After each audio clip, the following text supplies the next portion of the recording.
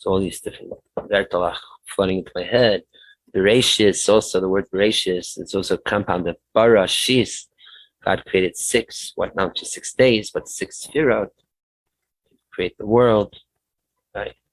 For other places says the word Bereishit is Yira Baishis, to have some humility. Boshet, right? To bring some that the way when we set out to do the work and can be connected with the divine, there's a state of to know our place and to have a little that grounding and setting forth of humility and even being quote unquote embarrassed, ashamed to vis-a-vis the source, the divine. That in itself keeps us in check to do the work appropriately.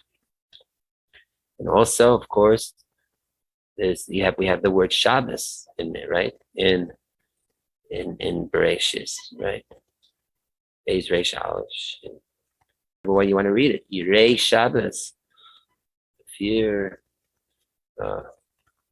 or and so on. So it's already at the very beginning. It was all set up about Shabbos too. If you remember when we spoke a couple of years ago about the nature of Shabbos and how it's connected to Tainuk, to bliss or pleasure. We said that even before the artisan begins creating, right? What is the drive, motivation of the artist to create a piece of art? Is to get a Tainuk, a pleasure thereof. So even before it's actually made or certainly completed, even at the very beginning, even at its conception, there's already an innate or a nascent, at least, element of that bliss that will come. It just is not revealed yet, because if it is openly revealed, then we would have what we know in psychology as wish fulfillment. We'd almost feel like it will sap the energy, the creative energy that's supposed to go into the art piece, whatever. Because we would already be living out, at least psychologically, some of that as if we've done it already. But no, therefore we have to suppress that desire for that bliss, Tainuk state to get the work done. And then come Shabbos, then we can go, love that. And be immersed in the Tainuk. But again, to even conceive it and begin the work, there has to be an initial concept of the Tainuk, wanting to have the Tainuk. So that initial embedding, which leads to the motivation of all creation, was for there to be the Shabbos and the work and all that, the rest. So already in the very first word, at the beginning of creation itself, you already have Shabbos set in. Also, Shabbos, by definition, means a day of the week, which means time. Time itself is a creation. I think we mentioned this in the past. I also gave a class, a lecture about Yom Kippur. We discussed it then. This was more in person. Right? It says that there were 10 utterances to create the world. The Mishnah says, Basar Maimaris Nivra Ha'olam. If you count in the Chumash, you'll only find 9 times that God says, right? Where's the 10th? The Gemara says, I think by the name of Rabbi Yechanan, that Bereishit nami maimer ninu, that even the first word, Bereishit bara Elokim, that itself is that is the 10th, or you could say the first of all of the sayings. That Bereishit itself, what is it? What's the pshat? What does Bereishit mean? Means in the beginning. Beginning implies time, that we're constrained by time, that there's a beginning, middle, and end. Like all good stories have beginning, middle, and end. Certainly a beginning, that we're saying that there's a point of time where time is beginning. So the phenomenon of time itself was the very first quote unquote thing to be created. right? We live in a world that spatial and temporal, right? And as we know, according to Einstein and the relativity, it's one fabric of the universe, is the time-space continuum that leads us to 4 dimensions. That's why the world, the universe, has its interesting relationship of, expansion and the whole theory of relativity, everything implied there. So according to relativity, time and space are part and parcel. Right, the velocity of light, of course, is related to time and space. At the same time, no pun intended, we still say that time preceded space in creation. Meaning, just the mere fact that space is, we relate more to something physical, tangible on Earth, like something like the ground, right? Space, right? I don't know if this space, the final frontier, as they say in Star Trek. Space has more of a concreteness. Time is more of an abstraction. I shared this when I spoke about Tshuva and Yom Kippur a couple weeks ago. Related the aspects of time, that there's both impersonal, absolutist type of time. There's time. What is time? It's time what is measured by movement. Let's say the clock handle, the spheres, the planets in rotation, stars movement. Right. So what is it? Is it the motion itself that's time, or are they just indicative, representing what is happening during that time of motion? Right. Moreover, and this is related to another concept, let's say fluidity of time, that time, especially when it comes to ourselves personally, doesn't necessarily, we don't always feel time being absolute.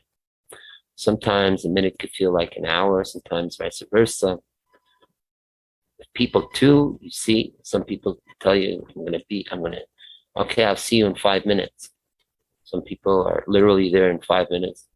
Other people could be 15 minutes still didn't show up, and then they pop up and say, I thought you said 5 minutes. And, well, 5 minutes. It felt like 5 minutes. 5 minutes. So, meaning wasn't this,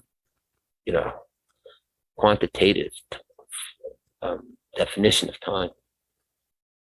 And in fact, this was a great debate exactly 100 years ago. Has anyone heard of the French philosopher Henri Bergson? So Henri Bergson began off as a mathematician, in fact, in the late 1800s. Incidentally, he was the great-grandson of a famous Chassid woman, one of the women leaders of the Hasidic community, actually being a philanthropist. Her name was Temerel Bergson. I think during Polish Tish, I think in the past they spoke about her. And Heilige Temerel financed the courts of, I think, Koznitz and Peshischa and some others, and became was part of the elitists of Poland, especially for a Jew. So this Henri Bergson, already early in his life, and this was a main theme of his philosophy, which was related to his notion that there was this elan vital, like this force or flow of life that sort of flows through us.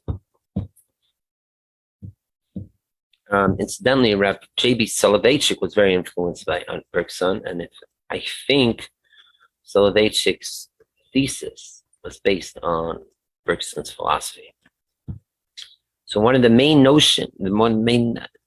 ideas of Bergson's philosophy was that in addition to there being like this absolute notion of time, there's what he calls la durée, the duration of time, which is, like we mentioned, more of this amorphous state of time, which we tap into and out of. It's non-linear, it's more experiential, it's more immersive, yada, yada. And in fact, so exactly 100 years ago,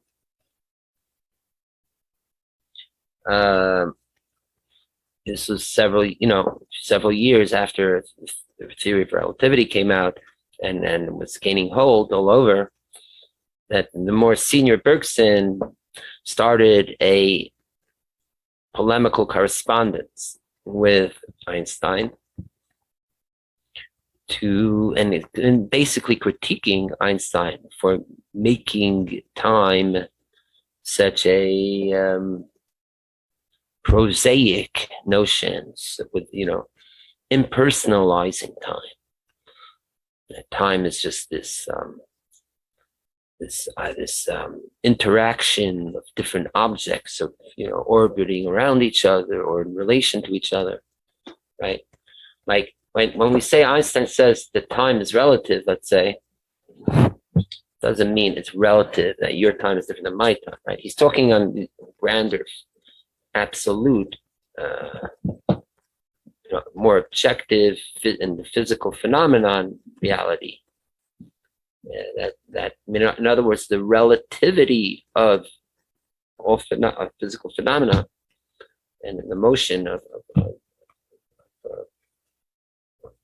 right, the planets, the stars, what have you, that it's absolutely, meaning it's objectively relative.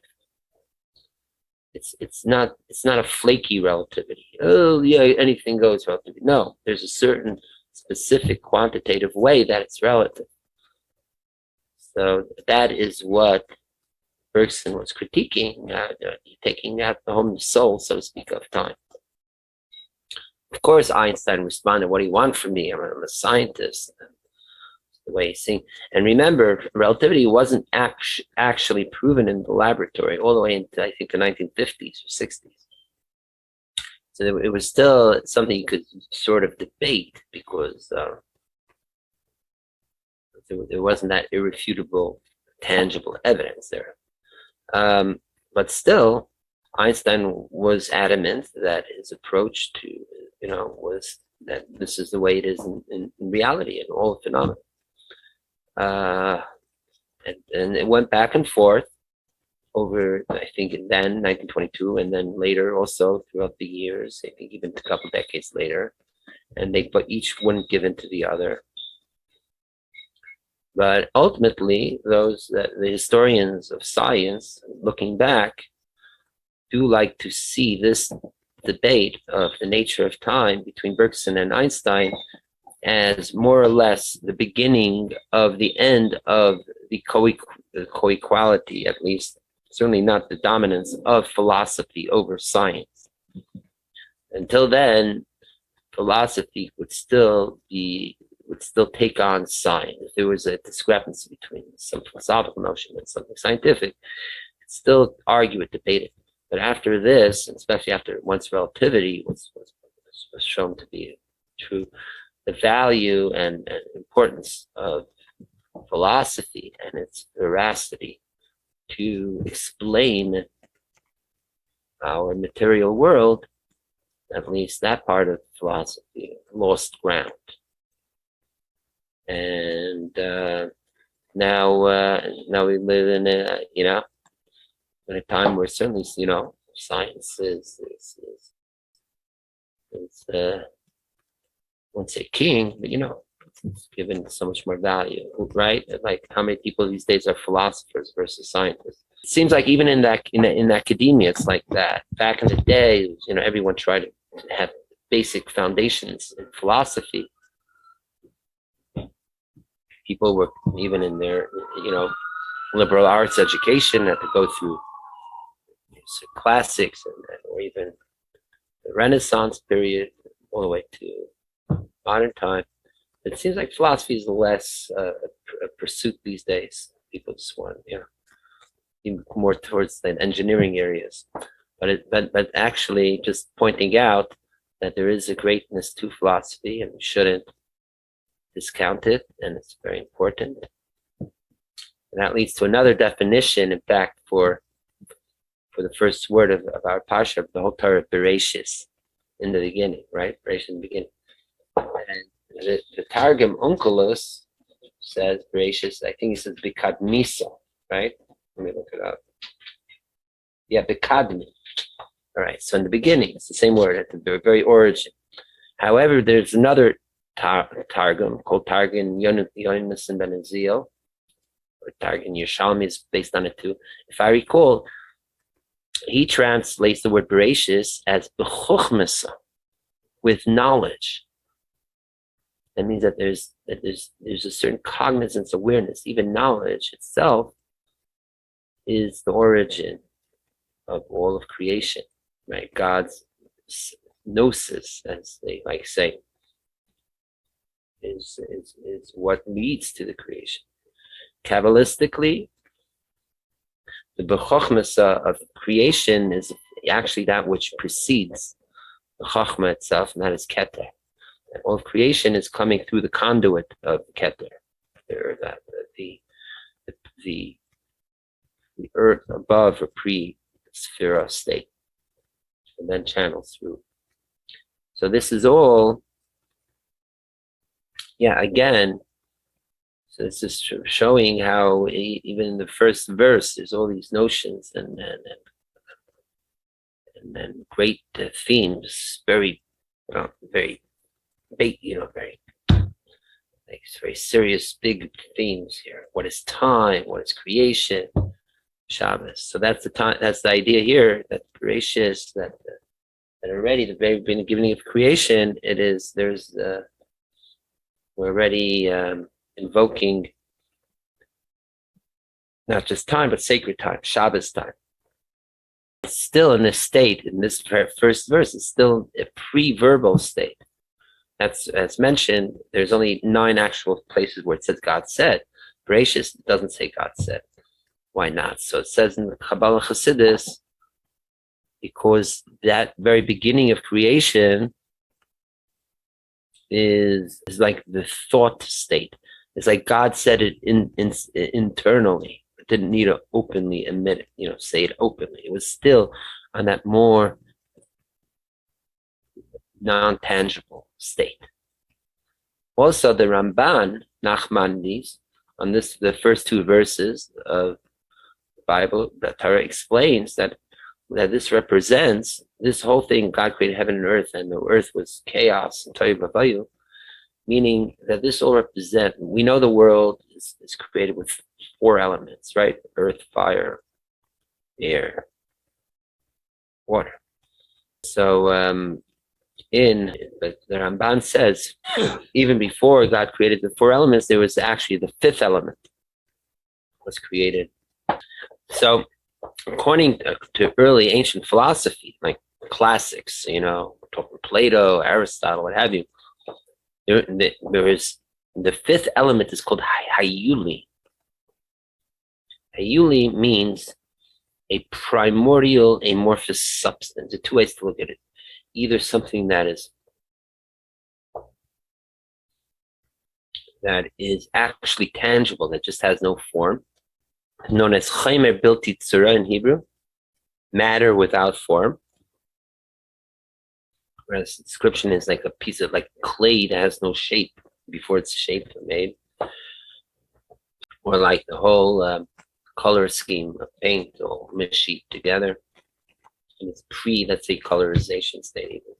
Or it could even be seen as something even more on a non-physical state, more not even tangible.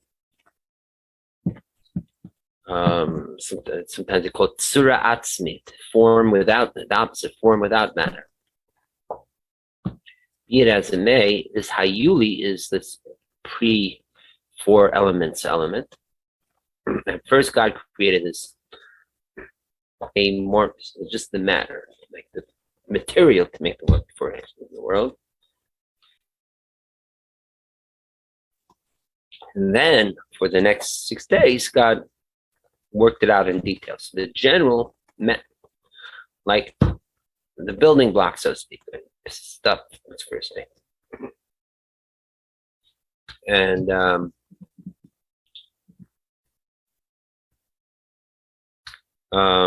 some would related to the word either.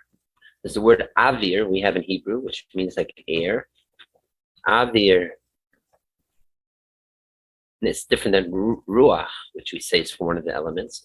But avir, aleph, vav, yud, resh, another word could be, doesn't just mean air, it means a supernal, ephemeral state of being, of spirit, and where, right? I suppose also ruach you could translate more like wind, and avir more like air. Almost the word avir and air sounds almost like the same. And avir and the word ether also, right? So the ether, E-T-H-E-R, until Einstein's theory, there were those, even like Maxwell, I think, late 1800s and others, they spoke about an ether to explain gravity. There was a pre-defined state of into the world, and that is the source of it all. So this is all coming from this idea of there being a fifth element. So eventually, so that is all just day one happening, and it's similar also to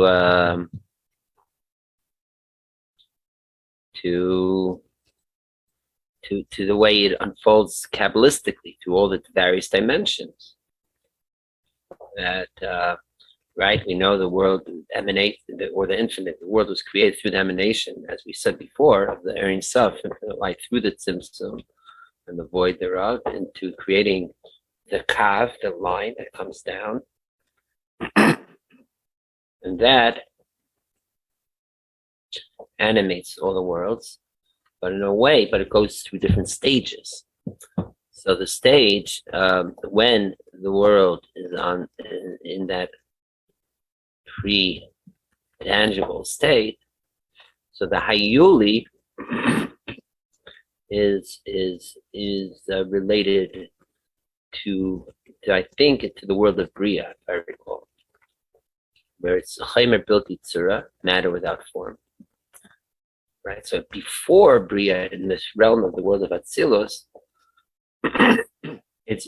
there is no real definition of anything, not even of Hayuli, not even any element. It's just all submerged. All phenomenon is part and parcel. Wasn't even defined. Wasn't even expressed yet to be any entity. Wasn't even expressed yet within the Godhead, within the source. We do speak about that there were sphirot embedded deeply at the very earliest stages of the infinite light. It's known as 10 sphirot hagnuzos min ha'atzila, concealed in the emanator. Still, it doesn't. There is nothing comes out until it goes through not only the Tzimtzum, it comes down to the lower realms. So Bria represents the state of ultimate total Hayuli. Then the lower world Yitzira is when physicality acquires, or all phenomenon requires what is known as Tsura Klalis, general form. Okay, general form that there's already certain definitions, but it's not articulated in detail. And that happens in the lower world of Asiya. Then it's fully defined. On soul levels, in fact, angels are mainly in Yetzirah or Asiya. And when we say Asiya, the lowest world of action, we're still talking about Asiya on the spiritual realm, not necessarily on our physical realm yet. Not that Asiya Gashmi, it's physical, but even Asiya Ruchni. at least it's like the soul state of our physical world, right? So the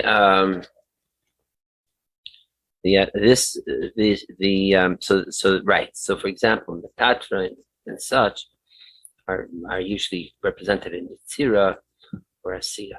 The souls of humans are actually mainly in Bria, the world higher. That's why the souls are higher and on the hierarchy of world dimensions than even angels, even though angels are spirits without physicality. But the actual soul level of the human is actually superior. In fact, we use the angels serve us to ascend, to get higher. It's the propulsion of the angels, and also represented by the Kisei HaKavod, the honor, that helps us elevate from the dimension of Bria up into Atzilus, especially during Shabbos, right? That's what's happening Shabbos.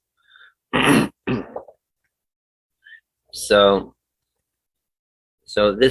all of this, all these, whether we're looking at creation in a more like scientific way, or more Kabbalistic way, or philosophical way, or Hasidic way, what have you, it's all up here in these very first verses of the Torah. And in fact, there's Sfarim that go on whole books just on the first couple of verses of that Torah. So, yeah. So in a way, we could live Bereishit for a long time. As there is some of that, the Rosh part also. It says there's also the word Asher, Rosh and Bayis, right? If Bereishit would be the head and Bayis also home, and there is that very notion. In a way, there is that cognitive state. I think that's what you're implying, Jonathan, right? That psyche, thinking. Yes. God thought up the world almost. All of it in his will, the machshavta in his thought.